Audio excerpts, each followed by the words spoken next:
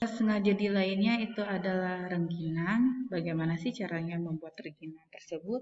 Pertama, beras ketan itu dikukus minimal 15 menit, kemudian disisihkan, kemudian campur beras tersebut dengan bawang putih yang telah dihaluskan, garam, gula pasir, dan air, dan diaduk rata. Rebus sampai mendidih, tambahkan beras ketan, aduk sampai meresap, kemudian kukus minimal selama 30 menit atau hingga matang, diangkat dan dibentuk sesuai selera, lalu letakkan di atas tampah, jemur. Setelah satu sisi kering, balik lagi rengginang agar kering merata. Goreng dalam minyak goreng yang sudah dipanaskan di atas api sedang sampai matang. Ini adalah produk rengginang yang telah dijemur. Kemudian ada emping jagung. Emping jagung itu berbahan dasar dari jagung, di mana jagungnya itu dipilih yang kualitas bentuk dan warnanya yang baik. Kemudian dicuci jagungnya hingga bersih, jangan sampai ada benda lain yang ada di dalamnya.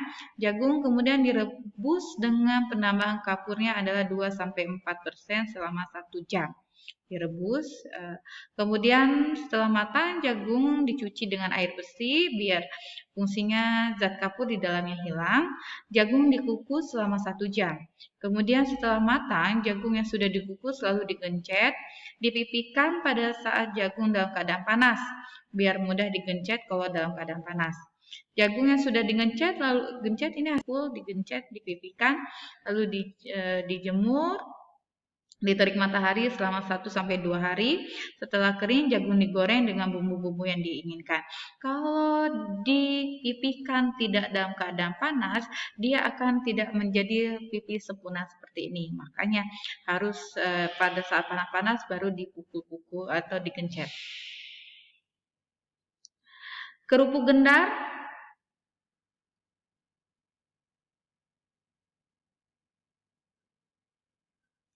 Kerupuk gendar itu prosedurnya air mendidih, tuang ke dalam tepung tapioka, lalu diaduk. Kemudian masukkan adonan biang ke dalam nasi hangat ya. Tambahkan bumbu halus, garam dan kaldu bubuk, tumbuk nasi supaya pecah dan hancur. Siapkan loyang yang dioles oleh minyak goreng, kemudian alasi plastik, olesi minyak supaya tidak lengket. Tuang adonan kerupuk nasi ke dalam loyang, ratakan dan padat. Kukus sampai matang, kurang lebih 30 menit, angkat dan dinginkan. Potong-potong sesuai selera kerupuk nasi dengan pisau tajam yang dibungkus plastik. Pipihkan tiap potongan supaya tipis, pindahkan ke dalam tampah, kemudian dijemur hingga kering. Dijemur hingga kering, apabila dia tidak kering, dia akan menghasilkan kerupuk gendar yang bantat.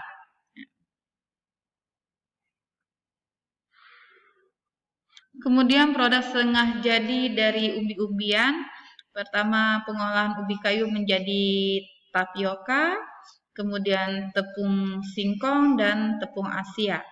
Apakah perbedaan dari ketiga tersebut?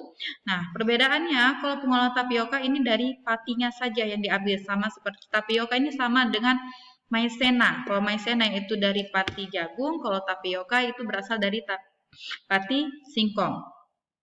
Sedangkan kalau yang tepung singkong itu dari singkong utuh dikeringkan, kemudian digiling, diayak, itu jadilah tepung singkong. Dan sedangkan yang tepung Asia ini adalah onggok dari tapioka, hasil perasan tapioka tersebut dikeringkan, kemudian digiling, diayak, itu namanya adalah tepung Asia. Ya, jadi kalau tapioka itu disortasi, dikupas, dicuci, diparut, disaring, diendapkan, ya. Jadi hasil endapan tersebut yang dikeringkan dan dikemas. Nah, ampas yang disaring tersebut itu dikeringkan, kemudian digiling, dikemas, itu hasilnya adalah tepung Asia. Jadi walaupun dia berbahan baku dari ubi kayu, tapi beda, ya. Sedangkan tepung ubi kayu di sini agak ribet ya, kita jelaskan ada tiga pengolahan, 3 teknik. Yang paling mudah ini adalah yang pertama, dirajang, dikeringkan, dikupas, dirajang, dikeringkan, digiling, dan diayak. Nah, yang ini dia dipisahkan dulu hampir seperti tapioka, pembuatan tapioka, pemisahan ampas dengan airan, kemudian dicampur lagi, dicampur kembali.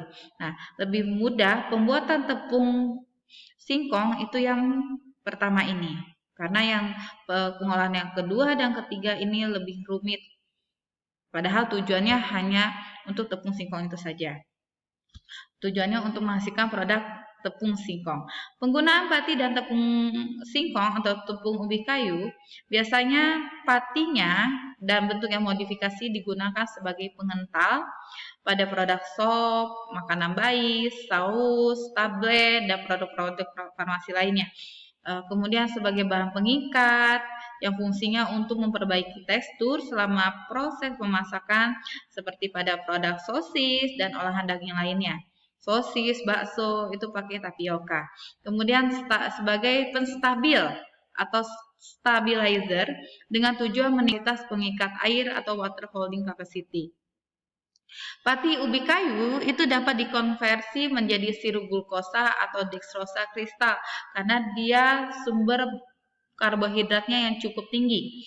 Kedua produk tersebut bersaing dengan sukrosa untuk penggunaan pada produk buah kalen, konfeksioneri, jam, jelly, es krim, produk bakery, kemudian minuman dan fermentasi alkohol. Nah, ini adalah tepung Asia yang berasal dari onggok singkong tersebut. Ya, jadi onggok yang dihasilkan dari tapioka itu diambil, dikering, digiling, diayak, jadilah tepung Asia. Di mana tepung Asia ini dapat digunakan sebagai campur dalam pembuatan kerupuk dengan daya kembangnya yang cukup baik pada pembuatan produk kerupuk itu sendiri. Jadi semua jenis dari kalau tepung singkong bisa, tapi tepung singkong itu jarang diperjualbelikan. Yang diperjualbelikan biasanya adalah tapioka. Nah, ternyata ada penelitian mengenai pembuatan produk bakery dengan menggunakan tapioka, ya, bukan tepung tapi tepung singkong. Ya, biasanya roti tawar itu dia 100% penggunaan tepung terigu dengan protein tinggi. Ya, roti tawar dari tepung ubi kayu itu adalah modifikasi proses terutama dalam jumlah air yang digunakan. Ternyata ini adalah tingkat substitusi tepung ubi kayu pengganti dari tepung terigu 0%, 5%, 110%, dan 15%. Dia semakin tinggi tingkat substitusi tepung ubi kayu tersebut, maka daya serapnya juga semakin rendah. Ya. Waktu pembentukan adonan juga semakin cepat.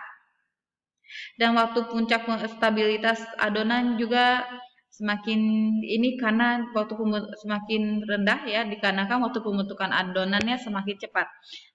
15 gram tepung singkong berbanding dengan 85 gram tepung terigu, dia pembentukan adonan roti tawarnya selama 10,5 menit, lebih cepat dibandingkan hanya tepung terigu saja. Ya, jadi untuk produk bakery ternyata tepung singkong itu bisa digunakan. Kemudian ada ubi jalar. Biasanya ubi jalar itu digunakan sebagai keripik ubi jalar. Sekarang ada yang terbarukan lagi. Ada brownies ubi jalar, saus ubi jalar, es krim ubi jalar. Jadi ubi jalar ini banyak sekali manfaatnya. Untuk keripik ubi jalar, jenis ubi jalar yang dipilih itu adalah yang mempunyai ukuran umbi sedang dengan warna yang spesifik. Nah, untuk mempertahankan warna dan kerenyahannya, ditambahkan dengan larutan natrium pirofosfat dengan konsentrasi 0,3% untuk merendam irisan umbi selama 30 menit. Proses pembuatan keripik ubi jalar itu meliputi sortasi, pencucian, pengirisan umbi, perendaman dalam larutan natrium pirofosfat, penggorengan, dan pengemasan. Ya, jadi ubi jalar secara home industrinya biasanya digunakan sebagai keripik ubi jalar. Ternyata bisa juga dibuat menjadi tepung ubi jalar. Kalau tepung ubi jalar ini ada perendaman dengan larutan bisulfit untuk mempertahankan warna, bisa juga dengan tanpa perendaman garam atau sulfit itu sendiri. Ya. Kemudian ada mie ubi jalar, tepung ubi ditambah dengan tepung terigu, dicampur, diadon, dibuat lembaran, dipotong, direbus, kemudian di penutasan ditambah minyak, diangin-anginkan, jadilah mie basah dari mie ubi jalar itu sendiri. Kemudian ubi jalar juga dapat digunakan sebagai bahan baku pembuatan saus tomat. Saus warna merah yang beredar di pasaran dibuat dari ubi jalar, umbi berwarna merah, dan umbi rebusnya lunak. Caranya, umbinya dicuci, direbus, dilumatkan, ditumbuk, kemudian ditambahkan dengan air, gula, bumbu, zat warna merah, dan di blender, dimasak dengan dia kekentalan yang sama dengan saus itu, dan kemudian dipasteurisasi untuk menghilangkan bakteri patogennya, ditambahkan asam, kemudian dikemas di dalam botol. Saus ubi jalar, ternyata ubi jalar juga bisa sebagai bahan baku dari saus tomat.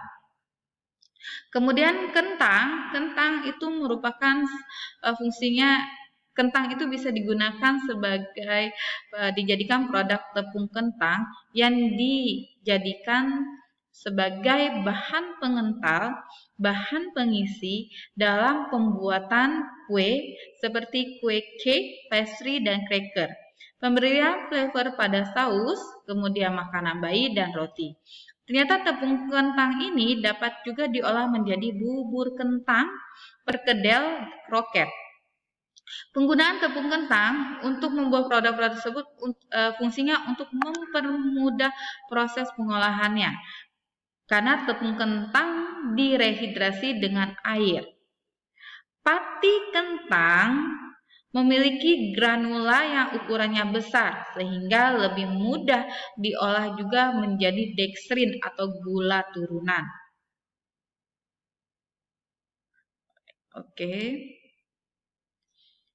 Next, selanjutnya kerusakan dalam penyimpanan. Biasanya kalau di kentang itu terjadi kerusakan karena fisiologis, pencoklatan non-enzimatis atau biokimiawi ya. Pencoklatan karena kerusakan biokimiawi itu pencoklatan non-enzimatis karena penambahan warna karena adanya oksidasi. Kentang itu berikatan dengan oksigen. Cara penghambatannya itu dengan cara dikemas dalam gas nitrogen, tapi membutuhkan biaya yang cukup mahal atau ditambahkan dengan antioksidan. Contohnya adalah antioksidan buatan itu ada BHA dan BHT. Atau kombinasi pengemasan, kombinasi penambahan gas nitrogen dengan penambahan antioksidan, dan suhu simpan dan kadar air yang rendah suhu simpannya.